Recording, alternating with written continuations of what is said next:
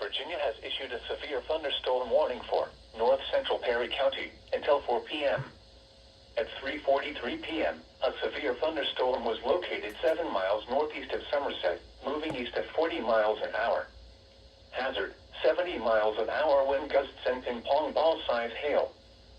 Source, radar indicated. Impact, people and animals outdoors will be injured. Expect hail damage to roofs, siding, windows, and vehicles. Expect considerable tree damage. Wind damage is also likely to mobile homes, roofs, and outbuildings. Locations impacted include Somerset and Glenford.